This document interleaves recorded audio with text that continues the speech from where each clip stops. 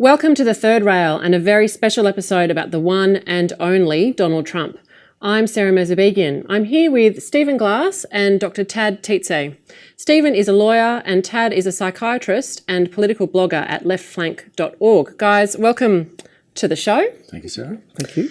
Tad, as the psychiatrist on the panel, I thought I would start with you. There are reports out of the US that a few senators have raised concerns about President Trump's mental well-being. Bernie Sanders has called him a pathological liar, and apparently there is a petition on change.org which has garnered some 23,000 signatures calling for him to be removed from office because he's so mentally unwell he can't discharge his duties. So you're the psychiatrist. What's your assessment of Donald Trump? I should start by saying that this is not the first time psychiatrists have had a big opinion about a presidential candidate or president. Barry Goldwater in 1964 was considered so extreme by some periodicals that one of them sent out a survey to American psychiatrists, and the vast majority of those who responded that this man was clearly mad and unfit for office. So this resulted in the American Psychiatric Association creating a thing called the Goldwater Rule. Now, the Goldwater Rule was prevented psychiatrists in America from having definite clinical diagnostic opinions on politicians unless they had actually assessed that person face to face. And I must admit there are some problems with that rule, but there seems to be a lot of people very, very keen to break the Goldwater Rule now. And I think the problem with that is twofold. First of all, a lot of it really is assessing someone at a great, great distance. Really because people, I think, are driven, including some psychiatrists, are driven by a deep antipathy to Donald Trump. They see him acting in a way that is unlike other politicians. It's this kind of weird way of acting, and they think this must be something to do with him being a bit touched, a bit mad, personality disordered. But I think I'm much closer to the opinion of Al Francis, who was the guy who, a key person in American diagnostic psychiatry. He co-wrote all the personality disorder diagnoses in American psychiatry and was the head of the DSM-4 project. And he hates Trump. You cannot. He and I argue sometimes about whether Trump is as evil as he thinks. But he says this guy may be a narcissist, an egotistical kind of guy, but the real problem here is his politics. Actually, he has shown again and again to be able to be functional in genuine real-world social settings, occupational settings, educational settings, and so on. There's no evidence of constant dysfunction and distress as a result of his huge ego. So he's a functional narcissist, so that's not a disorder. There's certainly no evidence this man has a psychotic illness or any of these kinds of things. There's no evidence he's ever been hospitalised. There's no evidence he's sought psychiatric treatment for any serious problems. So when you step back, there is no public domain evidence that this guy has a disorder. And I think it's important to be clear about that, because I think it actually distracts from the political question, which is, if you actually do oppose Trump and think something needs to be done about him, surely you need to fight him at the political level. And here are people trying to find a shortcut to fighting Trump. And I think we're seeing right now, with the high levels of anxiety about Trump, a whole bunch of seeking shortcuts. It's okay if, the Secret Services destabilise a president who's just been elected by, a legal vote, even if it wasn't the popular vote, it was the legal democratic process. Let's have this kind of shortcut and circumvent democracy because we don't like this guy. And I think there are all kinds of dangers. Well, I know that disturbs you, that sort of a analysis, that there's not something wrong with him so they can't get rid of him, Stephen? Well, if it calls me to ask questions, I actually do agree that it would be undesirable to get rid of this president because of mental health issues, and there is a process for doing that under the 25th Amendment of the United States Constitution. But I think that would be it would be a first, except for viewers of The West Wing where it happened. But it would be a first in real life, and I think that would be problematic given that he has been elected through the process that you talk about, Tad. But I'd be interested in your view on this.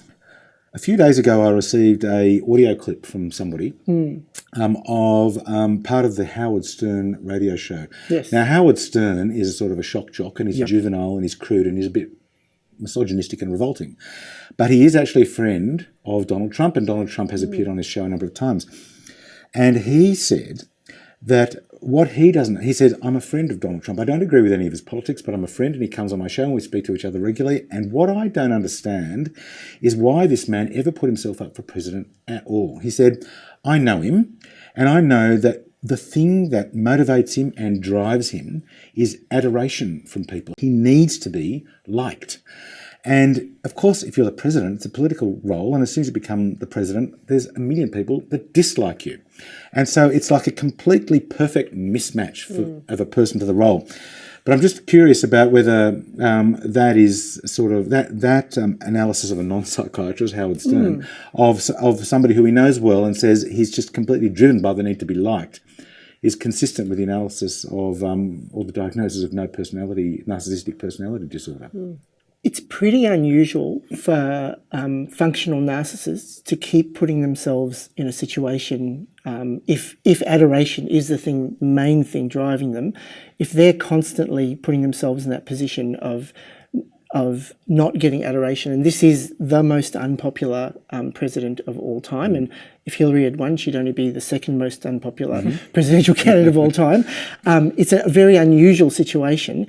And my view is that Trump has actually probably, I think more likely what drives him is this is a guy who's done a lot of stuff. He was almost financially killed during the property crash in the 90s. He built himself back up, including using all the dirty tricks that billionaires use to influence politics. And he kind of got to this point in his life and he kind of thought like, well, what's the last big deal you're going to be able to do? And what bigger is there than to run the country and like to get results? Turnbull in that respect, actually. Yeah, that's right. Turnbull Some similarities. Yeah. Except he's got a brain. Yes. I think Trump's actually a lot smarter than people think, because I think this strategic stuff, the crazy behaviour, it's a recurrent pattern and it has gotten results again and again. So he's got some kind of gut level smarts that whatever his actual IQ is, he's got this incredible gut level ability to figure this stuff out. Who would have thought that the crazy behaviour during the Republican primaries would have allowed him to wipe the entire field out? But I think what he read was that the Republican voters were sick and tired of the Republican establishment, including some of their key conservative policies, the free trade, the neoliberal economics, the neoconservative approach to the Middle East. He was pilloried for standing up against the Iraq War. Forget whether he opposed it at the beginning. His argument during the Republican primaries was, we've done close to quoting, we've done a terrible disservice to the people of the Middle East. We've killed all these people and we've spent $6 trillion. We could have built roads, schools and hospitals. And he was attacked by the rest of the Republican field, but he won. So I think there is a method behind the apparent madness, which probably should scare people even more if they're opposed to his agenda. Right. Yeah. I mean, sorry, go ahead, Stephen. No, I mean, I should say my view has been a little bit that before the arrival of Steve Bannon onto his team, there wasn't much method to the madness. It was just madness.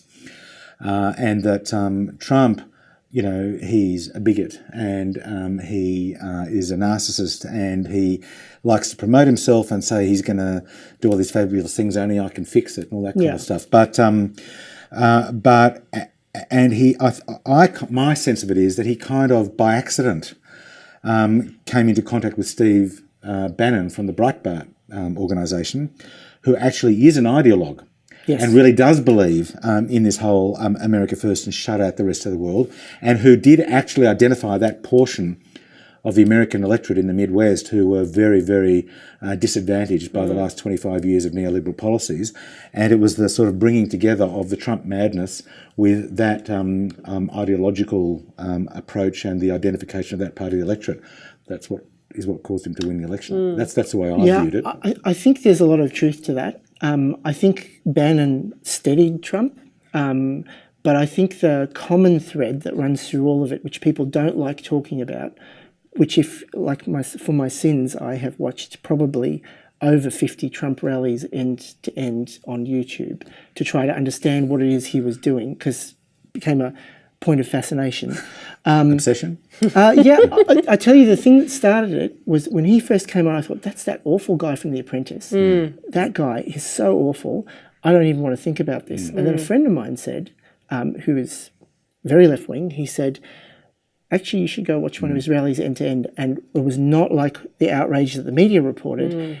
And the thing that was the main defining thing in almost all his speeches was a vicious attack on the political establishment on both sides, on his party, because he has not much attachment to Republicans, and on the Democrats. And over again, attacks on politicians. And I think that's the thing that Bannon kept going, even though he might have given it more of this America First framework.